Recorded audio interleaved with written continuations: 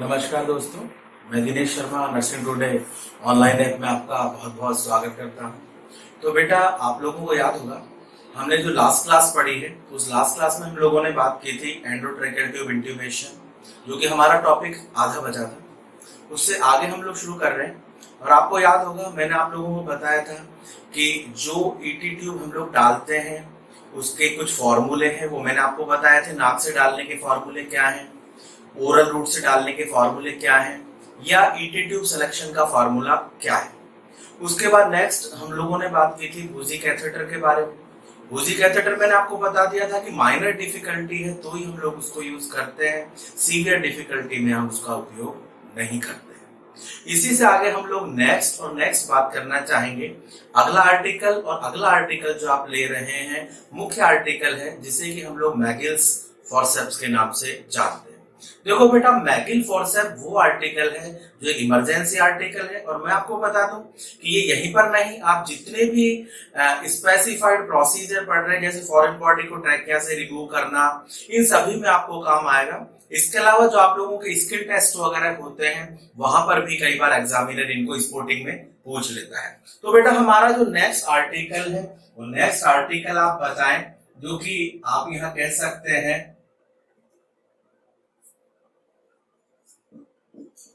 मैगिल्स forceps. देखो ध्यान दें, मैगिल्स फॉरसेप्स हम कह रहे हैं, तो सबसे पहले तो आप ये बताएं कि मैगिल फॉरसेप्स जो होता है वो जनरली एक तो फॉरेन बॉडी को रिमूव करता है ट्रैकिया से। मान लीजिए कि किसी भी प्रकार की फॉरेन बॉडी ट्रैकिया के अंदर है, थ्रोट गले के अंदर है, तो भी हम लोग उसको इसके द्वारा रिमूव कर सकते हैं। तो यहाँ पर एक तो आपने बताना है कि मैगिल फॉरसेप का यूज क्या है, क्योंकि आपको मैं ये बता दूं कि जो इसके यूजेस हैं, लास्ट टाइम पे जो एग्जाम आपका एम्स का लगा वहां उन्होंने यहां तक पूछा है कि मैगिल फॉरसेप का यूज क्या नहीं है। अब क्या नहीं है इसका मतलब आपको कुछ यूजेस तो पता होने चाहिए ना। तो पहले इसके कुछ स्पेसिफाइड यूज और फिर हम बात करेंगे ईटी ट्यूब में क्या यूज है। तो देखो ध्यान दें, सबसे पहला जो यूज आप कह सकते हैं हेल्प इन रिमूव foreign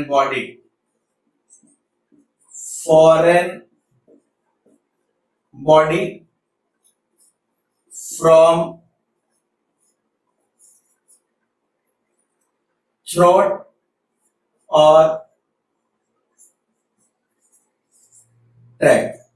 भाई, थ्रोट और ट्रैकिया से अगर फॉरेन बॉडी को रिमूव करना है तो हम लोग मैगिल्स फॉरसेप का यूज करते हैं।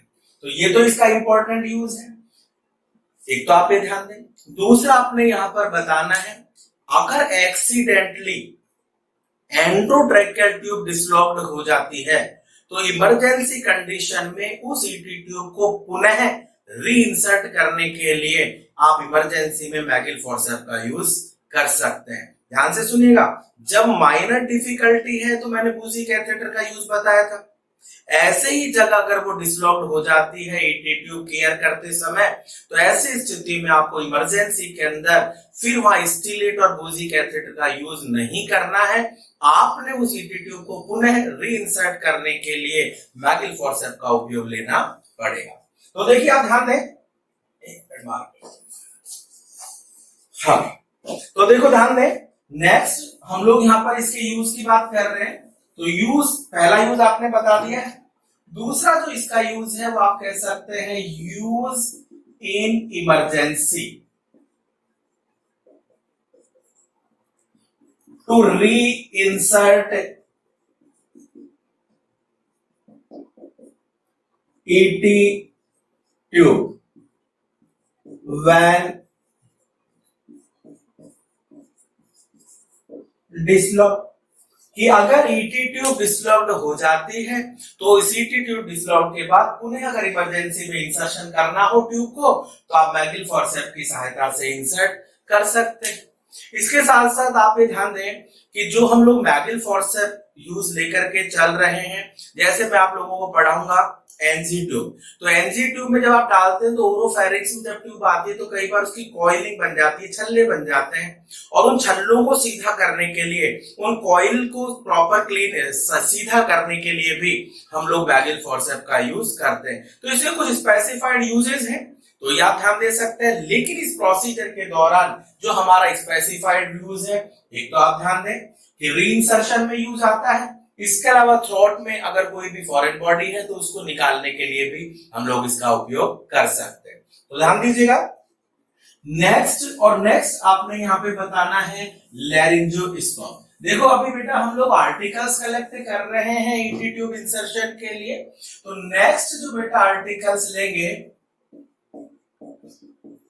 लैरिंजोस्कोप। अब देखो ध्यान दीजिएगा कि लैरिंजोस्कोप जो आप यूज ले रहे हैं, ये भी बेस क्वेश्चंस तो आपके पास आता ही है, मैं दिखाऊंगा आगे नेक्स्ट टाइम पर आप लोगों को एक पूरा का पूरा जितने भी पिक्चर्स है वो सारे बताऊंगा आप लोगों को। तो देखो ध्यान दें कि लैरिंजोस्कोप और लैरिंजोस्कोप जो आप यूज करते हैं तो क्लिनिकल प्रोसीजर में जब आप यूज लेते हैं तो एक तो इसका यूज है कि लैरिंग्स प्रॉपर विजुलाइज हो सकता है इसके माध्यम से। तो आप यहाँ बताएं कि laryngoscope are used for clear visualisation to the larynx. और दूसरा, जब हम ट्यूब को इंसर्ट करते हैं तो ये टंग डिप्रेसर की तरह भी उपयोग लिया जाता है। तो एक तो आपने यहाँ पे बताना है कि लैरिंजोस्कोप और लैरिंजोस्कोप के यूज क्या है। तो देखो लैरिंजोस्कोप के जो बेटा यूज है उसमें सबसे पहला यूज तो यहाँ पर यही है कि विजुअलाइजेशन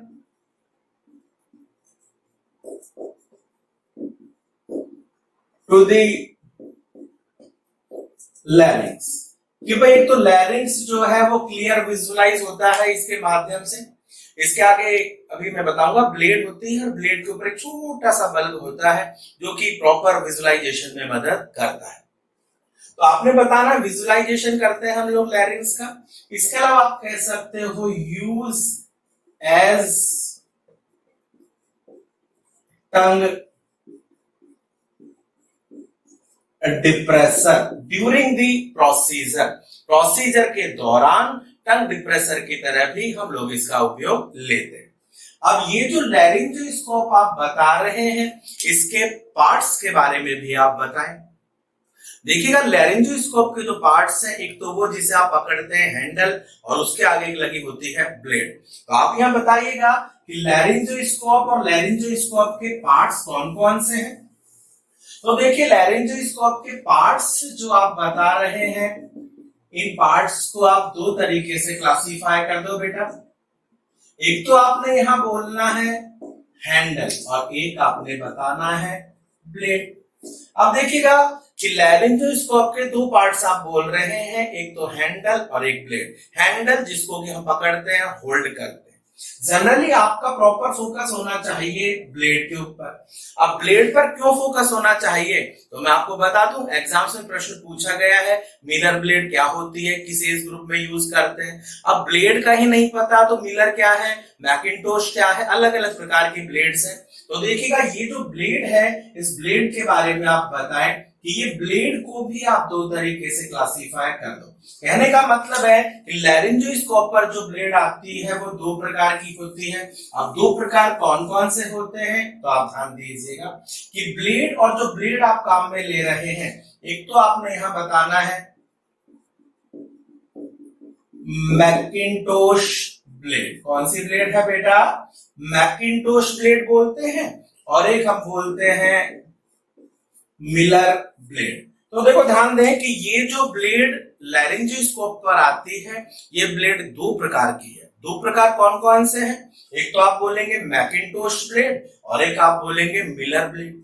मिलर ब्लेड जो होती है ये जनरली स्ट्रेट शेप की होती है और मुख्य रूप से जो स्मॉल एज ग्रुप चाइल्ड है उनमें उपयोग ली जाती है। तो आपने यह बताना है कि भाई जो मिलर ब्लेड होती है ये कैसी शेप में होती है बेटा,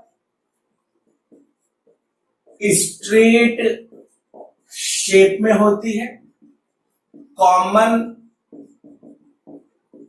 यूज इन स्मॉल चाइल्ड।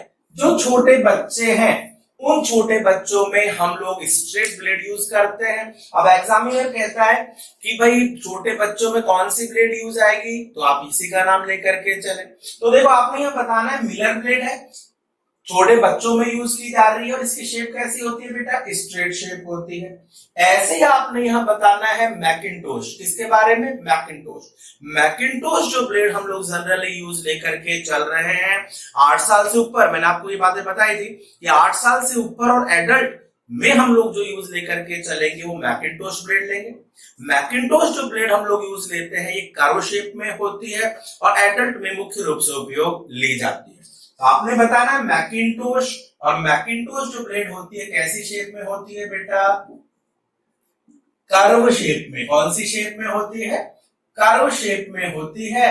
और मुख्य रूप से जो इसका आप उपयोग लेते हैं वो किनके अंदर लेते हैं बेटा, एडल्ट में, या आप बोल दो more than 8 year age child. तो आप यहाँ बताएं एडल्ट में जो है वो मैकिन्टोश ब्लेड है और कैसी शेप में है, कर्व। तो पहले एग्जाम में मिलर आ चुका है, हो सकता है फर्दर आपको मैकिन्टोश और एडल्ट के बारे में पूछ ले। तो आपने यहाँ पे बताना है कि लैरिंजोस्कोप है, लैरिंज को विजुलाइज करता है, टंग डिप्रेसर की तरह काम करता है। 2 पार्ट हमने बता दिए हैं, हैंडल और ब्लेड। ब्लेड कौन कौन सी है वो आप ध्यान दें। इसके अलावा साइजेस भी आती है, 0 से लेकर 4 साइजेज आती है। 0 जैसा आपको नाम से ही समझ में आ रहा है कि जो न्यूबॉर्न बेबीज है उनके लिए 0 ब्लेड यूज करते हैं। इन्फेंटिस ग्रुप है उसके लिए 1 नंबर की ब्लेड यूज करते हैं। 2 नंबर बच्चों में 8 साल तक को में यूज करते हैं, और 3 और 4 उससे ऊपर और 8 साल एडल्ट में यूज लेकर के चलते हैं। तो कहने का मतलब है कि ब्लेड साइजेस कौन कौन सी हैं वो आपको पता हो, कौन कौन सी शेप है वो आपको पता हो, और किस काम में इसको लिया जाता है। तो ये आप ध्यान दीजिएगा। ये हम लोग बात कर रहे हैं आर्टिकल्स, और आर्टिकल्स जो कि हमें एंडोट्रैकियल ट्यूब इंट्यूबेशन के लिए जरूरत पड़ती है। नेक्स्ट हम लोग बात करना चाहेंगे सक्शन कैथेटर के बारे में। भाई आपको पता है अभी ट्यूब डालेंगे तो बाद में हमें समय समय पर सक्शन भी करना पड़ेगा, और सक्शन करना पड़ेगा तो उसके लिए सक्शन कैथेटर की जरूरत पड़ती है। अब देखो ध्यान दो कि सक्शन कैथेटर अपने आप में एक महत्वपूर्ण पॉइंट है। महत्वपूर्ण क्यों है तो वो मैं आपको बताऊंगा। तो देखिए ध्यान दें, नेक्स्ट जो आर्टिकल है बेटा वो नेक्स्ट आपका आर्टिकल है सक्शन कैथेटर। क्या है बेटा, सक्शन कैथेटर। तो देखो next article suction catheter. Suction catheter generally जो क्लिनिकल प्रैक्टिस में यूज करते हैं 14 से लेकर 16 फ्रेंच साइज का सक्शन कैथेटर यूज करते हैं। अब 14 से लेकर के 16 फ्रेंच साइज का सक्शन कैथेटर यूज कर रहे हैं, ये तो हमारा रटा रटाया काम है बेटा। लेकिन मान लो एग्जामिनर आपको पूछ ले कि एक पेशेंट है जिसको कि हमने 8.5 mm या 8.5 mm साइज की एंडोट्रैकियल ट्यूब यूज की है, तो बताइए नर्स उसको सक्शन कैथेटर कौन सी साइज का यूज करेगी। फिर भैया जवाब मिलने वाला नहीं है। या मान लो आपको एग्जामिनर पूछ ले कि what is the formula are used by the nurse for select the suction catheter, कि सक्शन कैथेटर को सेलेक्ट करने के लिए कौन से फार्मूले का उपयोग लिया जाता है। तो देखिए ध्यान दें कि सक्शन कैथेटर आइडियली तो यूज किया जा रहा है 14 से 16 फ्रेंच साइज का सक्शन कैथेटर हम लोग यूज लेकर के चलते हैं। कौन सा बेटा, 14 से 16 फ्रेंच साइज का। ठीक है, ये एक रटा रटाया काम है, कलर कोडिंग है जैसे ग्रीन है या और भी जो आते हैं। तो आप ये ध्यान दें कि 14 वाला ग्रीन है, लेकिन इससे ज्यादा इंपॉर्टेंट है कि आप सक्शन कैथेटर की साइड सिलेक्शन कैसे करेंगे। तो मैं आपको बता दूं कि 14 से 16 आपने बोला, लेकिन जैसे हमने यहां पर कहा था कि मान लीजिए आप यहाँ पे ट्यूब ले रहे हैं 7.5 mm, इसको आप मल्टीप्लाई करें 2 से, और इसके बाद आपने बताना है कि -1। कहने का मतलब है कि आप मल्टीप्लाई करें और मल्टीप्लाई होने के बाद जो बचे उसमें से 1 को घटा दें। जैसे 7.5 से 2 किया आपने, कितना हो गया 15 mm, और 15 mm में से 1 घटा दिया तो कितना हो गया 14। तो यहां पर आपने बताना है कि 14 फ्रेंच साइज का सक्शन कैथेटर यूज होगा। कहने का मतलब है कि अगर हमें सक्शन कैथेटर की साइज का सिलेक्शन करना है तो जितने mm साइज की आपने इंटरनल डायमीटर की ट्यूब ली है उसको 2 से गुणा करके 1 घटाना है। मतलब टोटल जो आता है उसमें से एक माइनस कर दें, और माइनस कर देंगे तो यहाँ पर आपके सक्शन कैथेटर की साइज आ जाएगी। ये आपको पता होना चाहिए। जनरली तो हमने बता दिया कि 14 से 16 यूज करते हैं, लेकिन स्पेसिफाइड है कि वो साइज किस तरीके से आप सेलेक्ट कर सकते हैं, तो यह ध्यान दें। इसके अलावा आगे आपने बताना है नेक्स्ट, और नेक्स्ट बताएं आर्टिकल्स, और आर्टिकल्स में आपने बताना है केवाई जेली। देखिए आप ध्यान दें, बहुत बुकों के अंदर आपको लिख रखा है xylocaine as a lubricant use करेंगे, नहीं, जाइलोकेन एज ए लुब्रिकेंट यहाँ यूज नहीं होगा। हम लोग केवाई जेली यूज करते हैं, और केवाई जेली आपकी पहली प्राथमिकता होनी चाहिए। हाँ, केवाई जेली नहीं है तो आप जाइलोकेन लिडोकेन बोल सकते हैं, लेकिन मैं आपको बता दूं कि प्रीवियस एग्जाम में भी जो एग्जामिनर ने आपसे पूछा है ऑप्शन में तो उन्होंने जाइलोकेन भी दिया है, लेकिन मेन जो प्रायोरिटी है वो है केवाई जेली। क्योंकि आप देखिएगा बहुत कुछ आप पढ़ के जाते हो, बुक्स पूरी पढ़ते हो, लेकिन फिर भी एग्जाम में मिलता नहीं है ना। वो इसीलिए नहीं मिलता है कि हमें कुछ एडवांस पता होना चाहिए। तो आप यहाँ पे बताएं नेक्स्ट आर्टिकल जो कि इस प्रोसीजर के अंदर आपको जरूरत पड़ने वाली है, और नेक्स्ट जो आर्टिकल आपका है वो आप यहाँ बता सकते हैं केवाई जेली। और केवाई जेली आपकी सबसे पहली प्राथमिकता होनी चाहिए, किस लिए, तो आप कह सकते हो यूज एज लुब्रिकेंट, कि हम यहाँ पर जो ट्यूब है ईटी ट्यूब, उसके आगे टिप पर इसको लगाकर हम लोग यूज कर सकते हैं। इसके अलावा आपने यहाँ पे बताना है कि भाई इसको एज ए लुब्रिकेंट यूज कर रहे हैं, फर्स्ट प्रायोरिटी तो यही है। हाँ, अगर ये नहीं हो तो आप सेकंड प्रायोरिटी के ऊपर यहाँ पर जाइलोकेन जेली का भी यूज कर सकते हैं।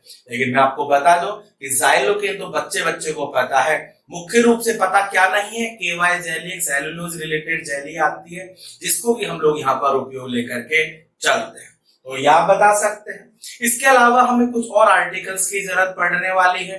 For example portable X ray machine चाहिएगी। पोर्टेबल एक्सरे मशीन क्यों चाहिए, क्योंकि जब हम ट्यूब को लगा देंगे तो उसके बाद एक्यूरेट प्लेसमेंट का पता करने के लिए भी हमें पोर्टेबल एक्सरे मशीन की जरूरत पड़ेगी। हमें यहाँ पर जरूरत पड़ने वाली है स्टेथोस्कोप की जरूरत पड़ने वाली है, क्योंकि जब हम लोग ट्यूब लगा देंगे तो ऑस्कल्टेशन जो मेथड है उसके द्वारा भी हम लोग ईटी ट्यूब के प्लेसमेंट को चेक करते हैं। तो आप ध्यान दें कि हमें स्टेथ की भी जरूरत पड़ेगी, हमें पोर्टेबल एक्सरे मशीन की भी जरूरत पड़ने वाली है, हमें यहाँ सिरिंज की भी जरूरत पड़ेगी। देखिए ध्यान दें, आर्टिकल्स जो कि हम लोग इस प्रोसीजर के लिए कलेक्ट कर रहे हैं, तो आर्टिकल्स में ही नेक्स्ट जो आर्टिकल आप बता रहे हैं वो आप कह सकते हैं सिरिंज। क्या बोलना है बेटा, सिरिंज। जनरली सिरिंज जो हम लोग यूज करते हैं 10 सीसी यूज ले सकते हो। जनरली मैं आपको बता दूं 10 सीसी सिरिंज आप यूज ले रहे हैं, एयर जो इन्फ्लेट करते हैं वो प्रेशर के हिसाब से करते हैं, और 5 सीसी तक हम लोग जनरली एयर इन्फ्लेट कर सकते हैं। लेकिन इंपॉर्टेंट पॉइंट है प्रेशर ऑफ द एयर, वो मैं आपको बताऊंगा कि कफ में जो अंदर प्रेशर है वो कितना होना चाहिए। वो जो बैलून था ना उसमें हमने कहा था कि एयर भरेंगे, और एयर भरेंगे तो कितनी एयर भर सकते हैं, और उस एयर का प्रेशर कितना होना चाहिए, जो कि हम लोग आगे बताएंगे। तो सिरिंज चाहिए। इसके अलावा सिरिंज और ले सकते हो जो कि एयर वगैरह, सॉरी जो ड्रग आप एडमिनिस्टर कर रहे हो उसके लिए हमें जरूरत पड़ सकती है, मेडिकेशन के लिए आपको जरूरत पड़ सकती है। इसके अलावा आपने यहाँ पर बताना है किडनी ट्रे आप ले सकते हैं, स्वैब वगैरह की आपने जरूरत पड़ने वाली है, ये आप ले सकते हैं। इसके अलावा आपने यहाँ जरूरत पड़ेगी एम्बू बैग की जरूरत पड़ती है। भाई एम्बू बैग की जरूरत जो है, एक तो एयर इन्फ्लेट करेंगे, और एयर इन्फ्लेट करके भी हम लोग स्टेथ के माध्यम से उसके प्लेसमेंट को चेक करेंगे, तो हमें वहां एयर इन्फ्लेट करने के लिए एम्बू बैग की जरूरत पड़ेगी। तो देखिएगा एम्बू बैग जिसे कि हम आर्टिफिशियल मैनुअल ब्रीथिंग यूनिट के नाम से जानते हैं, ये फुल फॉर्म है बेटा, ये आपके एग्जाम में आ चुकी है। तो आप यहाँ बताएं कि एम्बू बैग है, और ये एम्बू बैग अलग अलग साइज के हैं, ये मैं पूरी डिटेल आपको नेक्स्ट आगे बताऊंगा जब टॉपिक आएंगे। तो आप ध्यान दें एम्बू बैग यूज करते हैं, जनरली एडल्ट बेस जो आता है वो 1200 सीसी का आता है, ये पूछा गया है। तो देखो एम्बू बैग, और एम्बू बैग जो एडल्ट बेस आप लोग यूज कर रहे हैं उस एडल्ट के अंदर एयर की अमाउंट कितना है, तो आप 1200 ml बता सकते हैं। ये भी एग्जाम में पूछा है, इसकी फुल फॉर्म भी आपके प्रीवियस एग्जाम में आ चुकी है। लेकिन जैसे मैं आपको बता रहा हूं कि भाई आपको तो फर्दर पता हो, आ चुका है वो तो सेकेंडरी है, पहला है कि अब आ क्या सकता है, तो वही आपकी तैयारी होनी चाहिए। तो हम लोग कुछ आर्टिकल्स ले रहे हैं, फिर आप यहाँ ग्लव्स यूज कर सकते हैं, कैप मास्क गाउन आप लोग यूज कर सकते हैं। तो ये कुछ बेसिक आर्टिकल्स हैं जो आपने यहाँ जरूरत पड़ सकती है, जो कि अगर हम ईटी ट्यूब को इंसर्शन करना चाहते हैं। चलिए जी, आपने आर्टिकल्स प्रॉपर कलेक्ट कर लिए हैं, प्रोसीजर हम प्रॉपर एक्सप्लेनेशन कर चुके हैं, बता चुके हैं कि आप क्या क्या करने वाले हैं। इसके बाद नेक्स्ट है कि आप मरीज को कौन सी पोजीशन है जो पोजीशन देकर के इस ट्यूब को इंसर्शन करना चाहते हैं। तो देखो बेटा ध्यान दीजिएगा कि नेक्स्ट आप बताएं पोजीशन ऑफ पेशेंट। देखिएगा बेटा, पेशेंट की जो पोजीशन ईटी ट्यूब डालने के लिए हम लोग यूज करते हैं, पोजीशन इसके दौरान ड्यूरिंग प्रोसीजर, कि प्रोसीजर के दौरान आप मरीज को कौन सी पोजीशन देंगे। तो पोजीशन जो हम लोग दे रहे हैं, तो सबसे पहले आप ध्यान दीजिएगा पोजीशन स्निफिंग पोजीशन आप बोलिएगा। कौन सी पोजीशन बोलनी है? स्निफिंग। स्निफिंग पोजीशन का बेसिक मतलब होता है कि आप पेशेंट के हेड को हाइपर एक्सटेंड ना करें, क्योंकि हाइपर एक्सटेंड करने पर मान लीजिए स्पाइनल नर्व इंजरी है तो फर्दर कॉम्प्लिकेशन पैदा हो सकता है। तो आपने क्या करना है कि आप स्निफिंग पोजीशन, अब कैसे, तो आप ध्यान दीजिएगा, पहले तो नाम लिख लें, स्निफिंग पोजीशन। देखो स्निफिंग जो पोजीशन देते हैं उसको हेड को हम पीछे तो करते हैं, लेकिन हाइपर एक्सटेंड ना करके इस हेड को हम लोग थोड़ा फ्लैट रखते हैं। तो आप यहाँ बताएं कि स्निफिंग पोजीशन के फायदे क्या है, कि एक तो रास्ता जो है वो प्रॉपर विजुअलाइजेशन प्रॉपर हो पाएगा, इसके अलावा है एयरवे ओपन भी रह पाएगा। तो एडवांटेज जो है वो स्निफिंग के ज्यादा है, और इसीलिए हम लोग जो प्रायोरिटी दे रहे हैं वो स्निफिंग पोजीशन। स्निफिंग पोजीशन हमारी पहली प्राथमिकता है। स्निफिंग पोजीशन अगर ऑप्शन में नहीं हो तो आप यहां बोल सकते हो रोज पोजीशन। देखिएगा रोज पोजीशन भी आप मरीज को दे सकते हैं, लेकिन रोज पोजीशन कौन सी प्राथमिकता? सेकंड। क्योंकि मैं आपको बता दूं कि एग्जाम में सब कुछ आपका पढ़ा पढ़ाया आ सकता है, लेकिन ये नहीं लिखा हुआ आएगा पहली प्रायोरिटी क्या है, दूसरी प्रायोरिटीज क्या है। ऑप्शन एक जैसे आएंगे तो आपको यहां पर पता होना चाहिए स्निफिंग पहली पोजीशन है, स्निफिंग नहीं हो तो रोज। रोज पोजीशन का मतलब कई जगह आप लिखा हुआ देखोगे सुपाइन, इसका मतलब है रोज पोजीशन को हम पूरा डिटेल में बता रहे हैं। सुपाइन दोनों कंधों के नीचे, गर्दन के नीचे पिलो आप लगा दें, सैंडबैग लगा दें, या कोई भी टॉवल को मोड़ करके आप लगा दें। तो आपने बताना है supine, then a sandbag place under shoulder, then hyper extension of head। देखिए ध्यान दें, इतना लंबा लिखने से अच्छा है कि एग्जामिनर छोटा ही लिख देगा रोज पोजीशन। तो जिस भी तरीके से आपको लिखे आपको पता। तो देखिए ध्यान दें, सबसे पहली प्राथमिकता स्निफिंग पोजीशन है, स्निफिंग नहीं तो रोज पोजीशन। रोज पोजीशन ना लिख करके एग्जामिनर कह सकता है कि पेशेंट को सुपाइन पोजीशन में रखेंगे, कंधे के पीछे की तरफ सैंडबैग या टॉवल को मोड़ करके लगा देंगे और हेड को हाइपर एक्सटेंड कर देंगे। इसका फायदा यही है कि यहाँ पर जब आप इस पोजीशन को मेंटेन करते हैं तो भी आपके ट्रैकिया, माउथ और लैरिंक्स प्रॉपर एक ही लाइन में आ जाते हैं और आपका ट्यूब डालना इजी और आसान हो जाता है। इसके अलावा ट्रैकिया यहाँ प्रोमिनेंट होती है, वो भी आप यूज कर सकते हैं, क्योंकि आपको पता है यही सेम पोजीशन हम लोग ट्रैकेस्टोमी में भी यूज कर रहे हैं। तो देखिए यहां तक आप बताएं, लेकिन यहां पहली प्रायोरिटी आप स्निफिंग को ही दे करके चलेंगे। चले साहब, प्रॉपर पोजीशन आपने पेशेंट की मेंटेन कर ली है। पोजीशन मेंटेन करने के साथ में डॉक्टर प्रिस्क्राइब्ड कुछ दवा यहां पर आप पेशेंट को एडमिनिस्टर कर सकते हैं। इसके अंतर्गत आपने एक तो बताना है मिडाजोलम, जो कि आप कह सकते हो शॉर्ट एक्टिंग एनेस्थेटिक ड्रग। भाई शॉर्ट एक्टिंग एनेस्थेटिक ड्रग एक तो आप डॉक्टर ऑर्डर पर ले, प्रॉपर उसको सिरिंज के अंदर ले ले और डॉक्टर के बताए अनुसार मरीज को एडमिनिस्टर कर दे। जनरली जो डोज है 0.5 mg पर किलोग्राम बॉडी वेट के अनुसार हम लोग इसको यूज करते हैं। तो आप ध्यान दीजिएगा, मिडाजोलम शॉर्ट एक्टिंग है, कुछ लोग इसको यूज कर रहे हैं और कॉमन यही है, एग्जाम में पूछा गया है कि commonest anaesthetic agent that are use during insertion of ET tube. तो आप यहां नाम लेंगे मिडाजोलम, जो कि शॉर्ट एक्टिंग एनेस्थेटिक ड्रग है। मान लीजिए मिडाजोलम नहीं आ रहा है तो यहां पर आप लोग यूज ले सकते हो सक्सिनाइल कॉलिन। देखो सक्सिनाइल कॉलिन जो है वो एक प्रकार का मसल रिलैक्सेंट है बेटा। देखो ध्यान से सुनिएगा कि हम लोगों ने क्या कहा कि पहली प्रायोरिटी अगर एनेस्थेटिक की यूज कर रहे हैं तो मिडाजोलम यूज प्रॉपर पोजीशन दे दें, सीरीज के अंदर प्रॉपर आप दवा ले लें, क्योंकि पेशेंट को एनेस्थेसिया देना पड़ेगा जिससे कि हम ट्यूब को आसानी से या पेशेंट को इंजरी से बचा सके। क्योंकि पेशेंट अगर मूव होगा, हिलेगा डुलेगा तो प्रोसीजर अफेक्ट हो सकता है। तो ऐसी स्थिति में पेशेंट को पहले आप एनेस्थेसिया दें और एनेस्थेसिया के लिए आप यहाँ पर मिडाजोलम यूज कर सकते हैं। और इसके अलावा मान लीजिए डॉक्टर कहता है नहीं एनेस्थेसिया नहीं, हम तो वैसे ही डालना चाहते हैं, जैसे गवर्नमेंट हॉस्पिटल्स में बहुत जगह यूज कर रहे हैं, तो वहां पर सक्सिनाइल कॉलिन, देखिए सक्सिनाइल कॉलिन सेकंड प्रायोरिटी पर आएगा अगर दोनों ऑप्शन आपको सामने देखने को मिलते हैं। तो देखो succinylcholine as a muscle relaxant use करते हैं। आप ध्यान दीजिएगा, जब सक्सिनाइल कॉलिन हम मरीज को एडमिनिस्टर करें तो ब्लड प्रेशर प्रॉपर वॉच आपने करना है। ब्लड प्रेशर प्रॉपर वॉच क्यों करना है?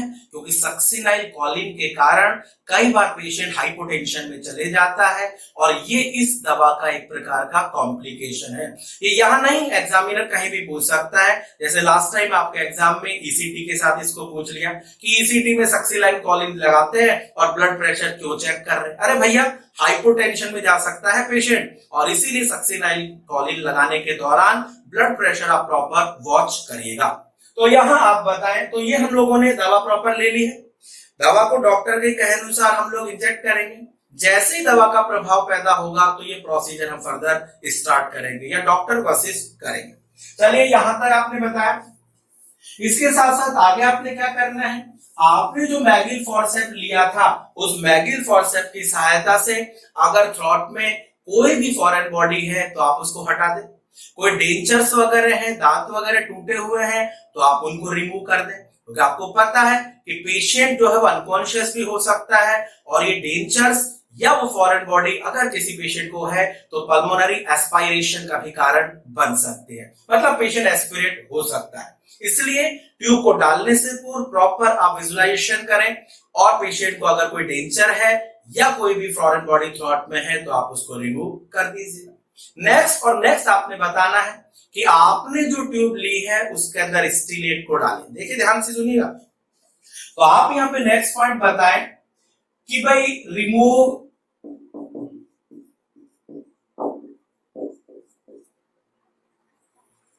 डेंचर्स और foreign body with help of Magill's forceps before insertion of ET tube. ET tube डालने से पहले आप इसको रिमूव कर दें, क्योंकि ये जो है एयरवे ब्लॉक का कारण बन सकता है। चलिए आपने फॉरेन बॉडी को रिमूव कर दिया मैगिल फॉर्सेप की सहायता से। नेक्स्ट आपने यहां पर बताना है कि आप जो है वो ट्यूब के अंदर स्टीलेट, मैंने कहा था स्टीलेट वो आर्टिकल है जो प्रोसीजर के दौरान ट्यूब को इंसर्ट करने में मदद करता है। तो आप यहां बताएं कि स्टीलेट को आप ट्यूब में डाल दें। स्टीलेट हमेशा मर्फियाई, मैंने कहा था एक ट्यूब के नीचे मर्फियाई छोटा सा छेद है उससे ऊपर ही होनी चाहिए आपका स्टीलेट। स्टीलेट थोड़ा ऊपर होना चाहिए, नहीं तो वो अंदर इंजरी पैदा कर सकता है। तो स्टीलेट को थोड़ा ऊपर रखें, प्रॉपर आप उसको अंदर इंसर्ट करें, हमने डेप्थ बता दी थी वहां तक आप उसको इंसर्ट कर दें, स्टीलेट को आप बाहर निकाल दें। इसके दौरान आपने करना क्या है, जो क्रिकोथायराइड कार्टिलेज यहां पर है आप उसको इंडेक्स फिंगर और थंब की सहायता से अपोजिट डायरेक्शन मतलब ऊपर की तरफ ईसोफेगस के अपोजिट डायरेक्शन में उसको प्रेस करें। कैसे? तो देखो ध्यान देना, आपने यहां पे बताना है कि during insertion of ET tube press cricothyroid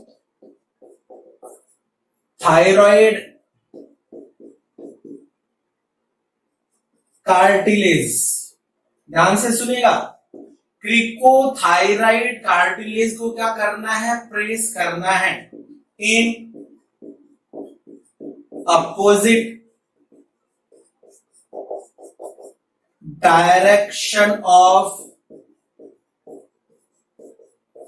oesophagus. ध्यान से सुनिएगा कि हम लोगों ने स्लेट को डाल दिया ट्यूब के अंदर, ट्यूब को इंसर्ट कर रहे हैं। जब ट्यूब को इंसर्ट कर रहे हैं तो उस इंसर्शन के दौरान आप यहां पर क्रिकोथायरॉइड कार्टिलेज को इंडेक्स फिंगर और थंब की सहायता से अपोजिट डायरेक्शन, किसके अपोजिट डायरेक्शन? ईसोफेगस मतलब ऊपर की तरफ आप उसको प्रेस करेंगे।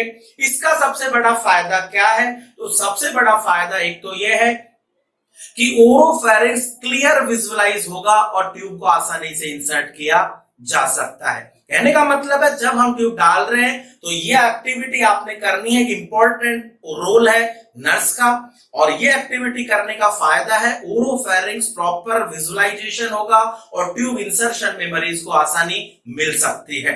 अब देखिएगा ट्यूब इंसर्शन करते समय अब इसी को एग्जामिनर अलग अलग नामों से पूछता है। अब ये जो आप यहाँ पे क्रिकोथायरॉइड कार्टिलेज को प्रेस कर रहे हो ईसोफेगस के अपोजिट डायरेक्शन में, इसको हम लोग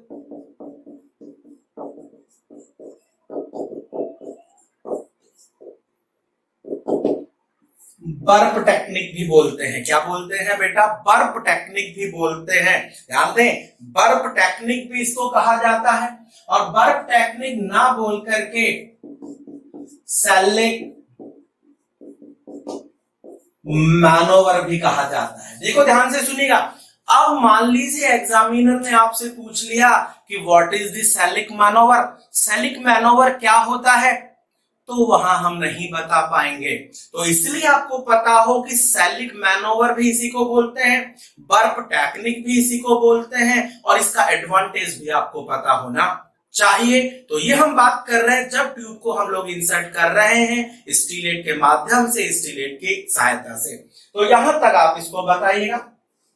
इसके साथ साथ आगे आप बताइएगा नेक्स्ट, ट्यूब जो आपने इंसर्ट की है वो ट्यूब को आपने इंसर्ट तो कर दिया, इंसर्ट करने के बाद उसको फिक्सेशन करने से पूर्व, ध्यान दीजिएगा, उस ट्यूब को फिक्सेशन करने से पूर्व आपने उसके प्लेसमेंट का पता होना चाहिए। प्लेसमेंट के लिए आप किस तरीके से उसका पता करें? तो आप ध्यान दें कि before fixation ET tube check the